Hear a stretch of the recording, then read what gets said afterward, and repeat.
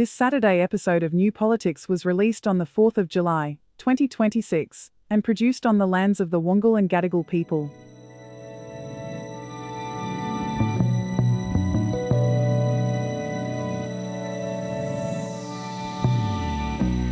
What happens when politics stops trying to persuade people and makes them angry instead? Are podcasts and algorithms opening up democracy, or allowing the richest and loudest voices to drown everyone else out? Anger is an energy and can expose injustice, but once it becomes the business model, democracy starts paying the price. I'm Eddie Djokovic. I'm David Lewis. All of this is coming up in this big episode of New Politics.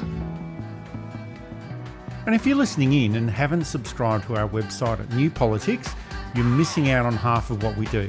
There's regular articles and analysis of this strange world of politics. It's all free, and you can subscribe at newpolitics.com.au. And of course, if you do want to support us, it's just $5 per month at Patreon and Substack, and all of this is a good way to support independent journalism.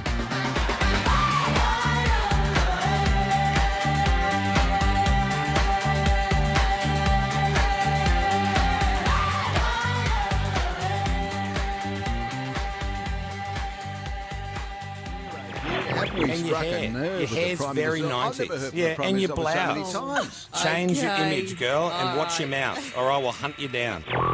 She's now struggling to live up to all her self-generated hype. This lightweight New Zealand Prime Minister, Jacinda Ardern, is... Now, I hope Scott Morrison gets tough here with a few backhanders. I don't know what I'm going to do.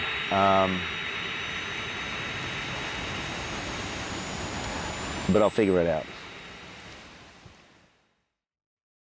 Politics is quickly moving into the world of outrage, and it could be argued that it's already there, it's been there for some time. And there is a feeling that the more outrage there is about anything, and that's anything at all, the more benefit there is for the people who are peddling this outrage. And in politics, we've seen it in the UK, in the US, parts of South America, we're seeing it a little bit here as well.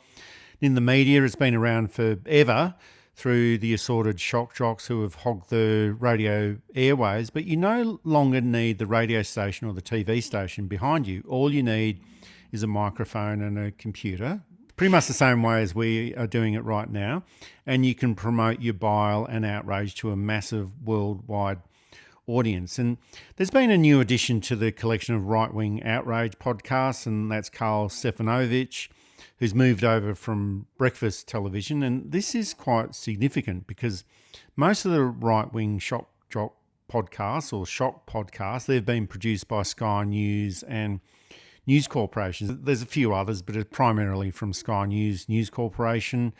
And most of this is all based on that outrage, the anger, the fear, the division that's being pushed, mainly because that generates clicks, gets the shares and the likes, and ultimately the advertising revenue. And the world of podcasting, it is actually a truly democratic medium because anyone's got access to it and everyone's got access to it. But it also means that if you've got the funds, you can essentially drown everyone else out. And the company that Stefanovic is associated with is August One. I think there's another one called 123 Podcasting as well. And the other major player there is Keshni Kemp, and she's a seasoned media executive. And I think that's a company that we need to keep a lookout for. Now, David, everyone's got a right to publish their material. We've got a right to publish material. Right-wing people and commentators, they've got a right as well.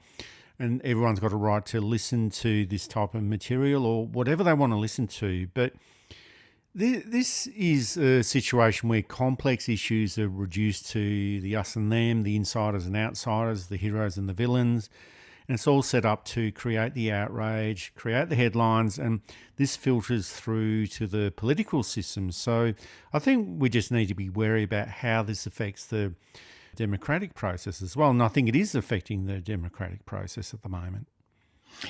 It is the attempt, I think you're right, to drown out other voices. For many years, there was this notion that we needed a left-wing Alan Jones or a left-wing Ray Hadley. But the left media tends to be driven more by evidence, by reason, by compassion. And it's very hard to get riled up in the way that, say, a Ray Hadley can. when you're looking at all of the story. There are ratbag left people around. You're probably listening to one now. And I'm so outraged by everything, David. That's right. Philip Adams was for many years considered that, and he had a sturdy but small audience on Radio National, and he never really got outraged in the way that Stan Zemanek or John Laws or Alan Jones were able to get riled up, let alone in the States you have Alex Jones, who I think needs mental help. And I say that with compassion and concern for his mental health, but also astonishment at what he says from time to time. I think Karl Stefanovich was trying to get out of Channel 9. I'm not the first one to think that. I'm certainly not the only one to think that. And so did that interview with Tommy Robinson so that they'd end his contract early. I don't know how well off Karl Stefanovich is, but I suspect he's doing better than the average wage earner that he's trying to appeal to. So to lose, I think he had 2 months left on his contracts before renegotiation started. It is a question of how well will his podcast do. Did he need the constraints that being the host of a variety show, essentially, a news variety show, let's be fair, gave him to have that popular? Everybody could see that he was a little bit nuts, but he was constrained by what he was allowed to say. And he'd break out of it every now and then, and that'd get him publicity and maybe a bit of a ratings boost. And then he'd go back to being somewhat normal, and then again in a few weeks say something outrageous. And we note too that the outrage was rarely political, the stuff he'd say. He'd never say, I think we should vote for Pauline, or I think immigration must be cut to the point where we're kicking people out so we get negative immigration, or there's too much carbon in the atmosphere and we've got to reduce our targets quickly or we'll be in trouble. He never said any of that on the Today Show because he's not allowed.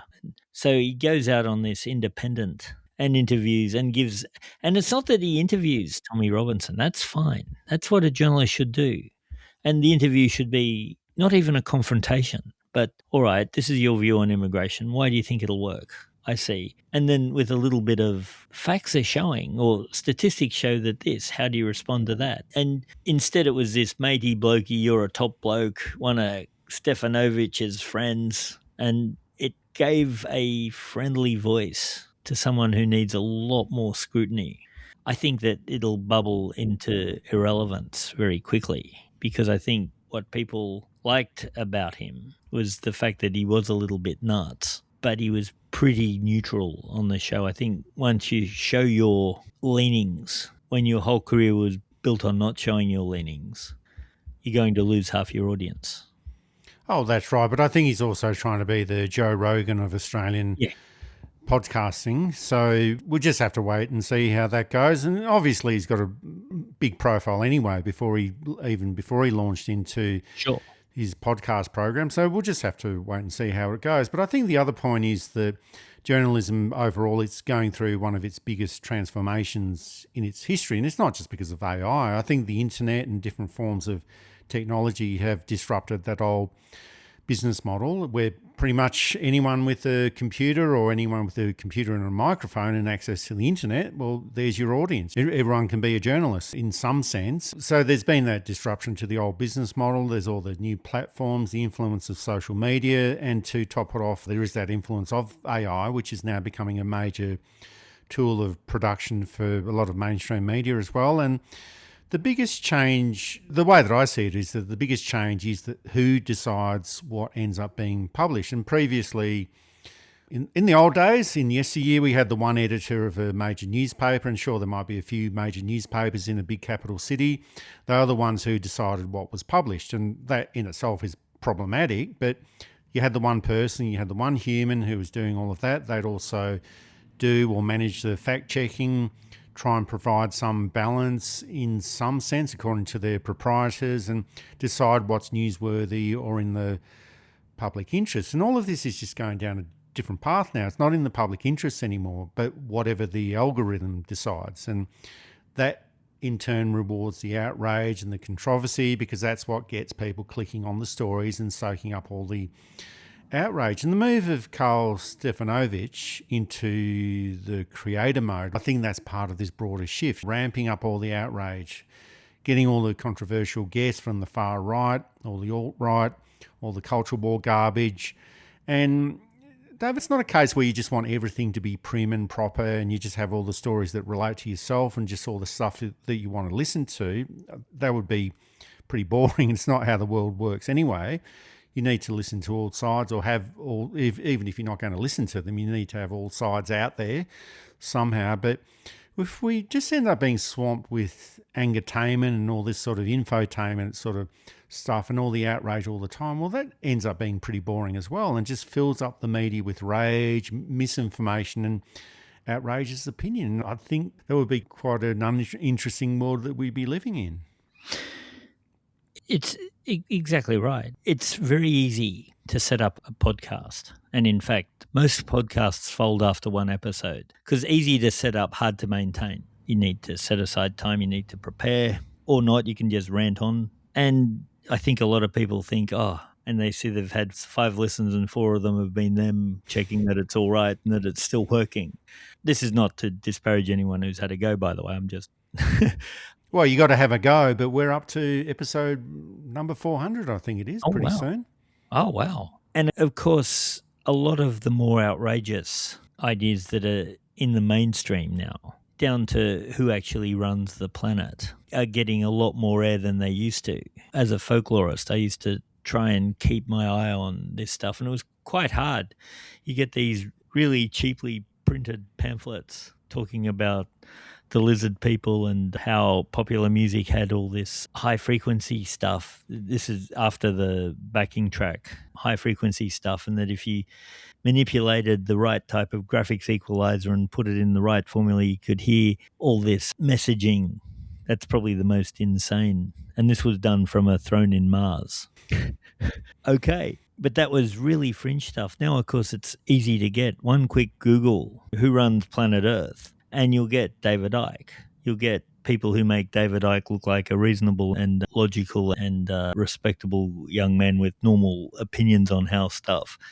And there should be some kind of gatekeeping. And that gatekeeping, of course, is critical thinking, which people think they know what it is, and it's not. And it's not being valued. I won't say it's not being taught, because I know it is being taught, but it's not being valued in the way that it should be. So we do need some kind of gatekeeping, even if it's the gatekeeping of people listening to things and saying, actually, that makes sense, and they've backed that up with evidence, and the evidence holds up, rather than, this guy has a podcast, it must be true. Of course, if you're listening to us, we've got a podcast, it is true.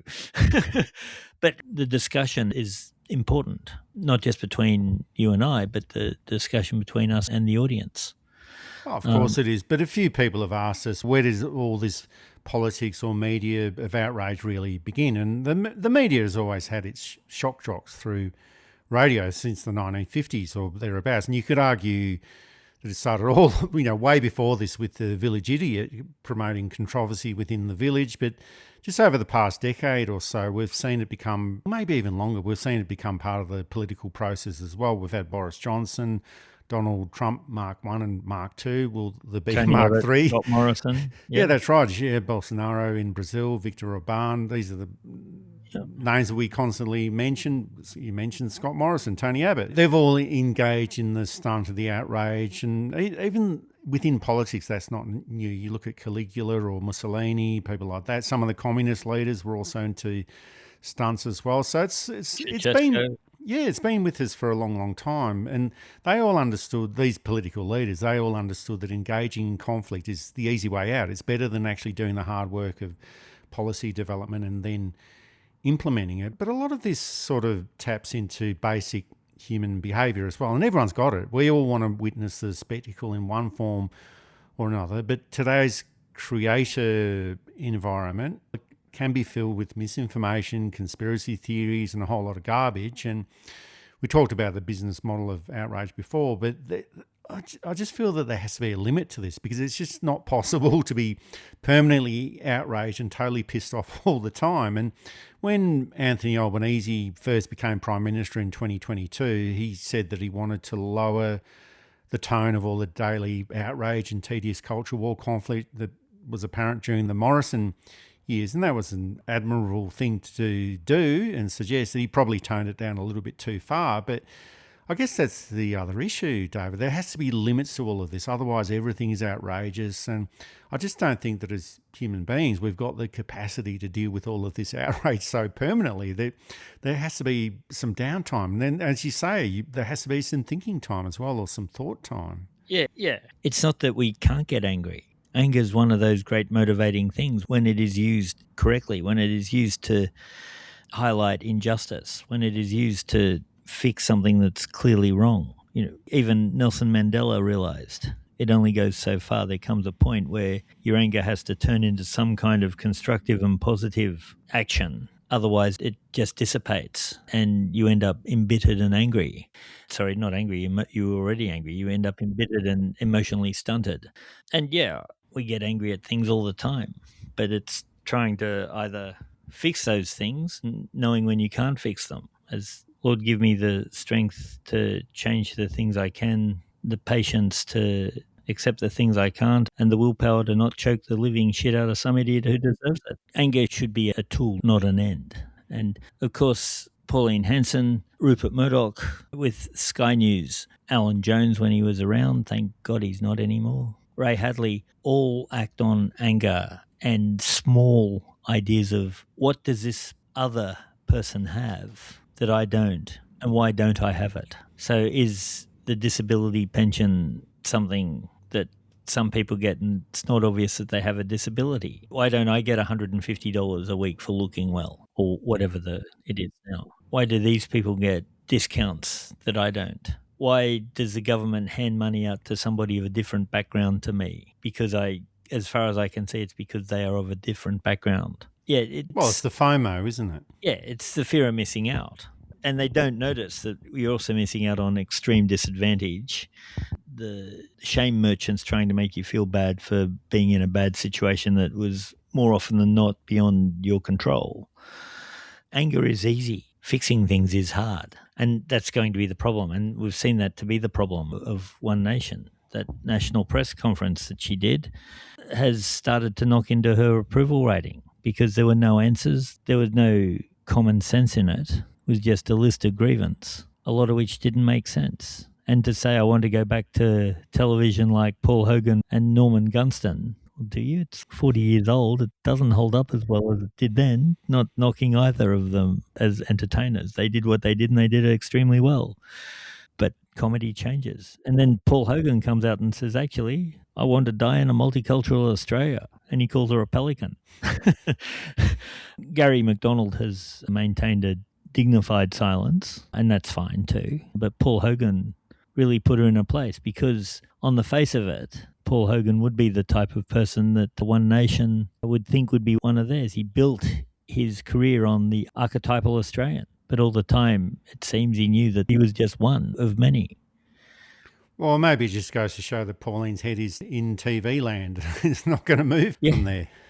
Yeah, it'd be interesting to show her what's happening on YouTube. So we've mainly talked about the media and the politics of the outrage, but I think there's another dimension to all of this, and these are all the front people, but it's all the people behind the scenes, and because there's a lot of money coming in from the billionaire and wealth class who see it in their interest to promote this outrage and bile and dissent, and first of all because it suits their business interests, but it also fits into their far-right ideological agendas as well. And we can see that political influence just doesn't come through political parties and the traditional media organisations in itself. Wealthy people are funding advocacy groups such as Advance. They're supporting right-wing commentators in campaigns that can influence public debate far more than any political leader can, and way before people start casting their vote during the election time. And I think that's a big problem. So you're getting the influence of big business and mining companies, and it's almost like they've become political organisations that do a bit of mining on the side or do a bit of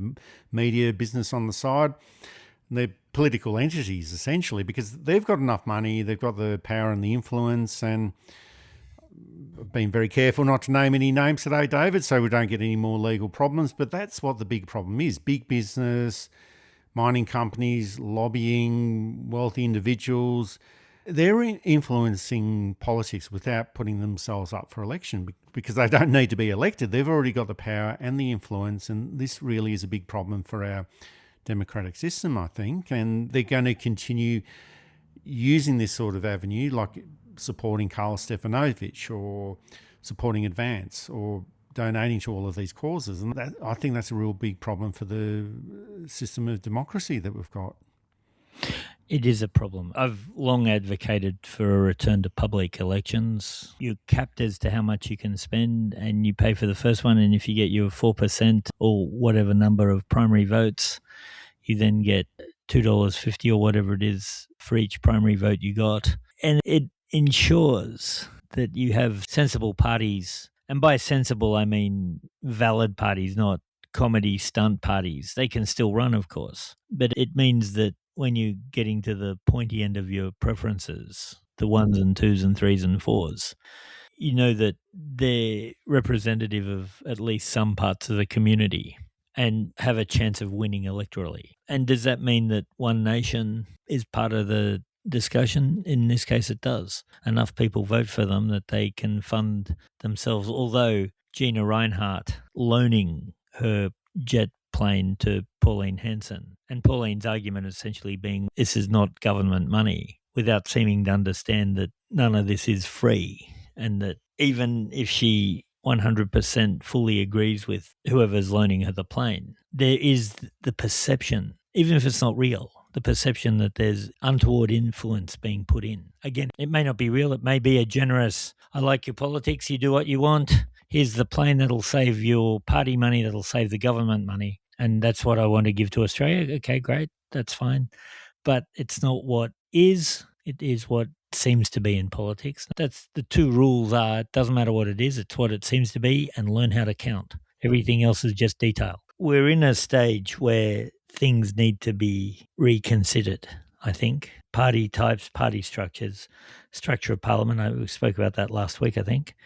How do we tell people how politics works? Do we do it in school? Do we do it in other ways? Do we build a heroic narrative of Alfred Deakin bravely facing down the Labor Party while secretly agreeing with at least some of their policies? George Reid as the only man to have served as Prime Minister and Premier of New South Wales and then got into the House of Commons. Stanley Melbourne Bruce, the poor put upon wealthy importer-exporter who becomes important in the United, do we build these myths? I don't think that's the right way. I think Australians work better when we hear the true story about things rather than the myths. Though, of course, we love our myths. Ned Kelly, Ben Hall, and on they go. Paul Hogan. I think the system's heading to breaking point. And whether we break it down gently or whether it just collapses and we're left to pick up the pieces remains to be seen. That's it for this episode of New Politics. Thanks for listening in. And if you value independent journalism without the influence of corporate backing, join New Politics at newpolitics.com.au and support us directly. It's just $5 per month, and we always try to keep it very simple. If you like what we do, please send some support our way. It keeps our commitment to independent journalism ticking along. I'm Eddie Djokovic. Thanks for listening in, and it's goodbye to our listeners. I'm David Lewis. We'll see you next time.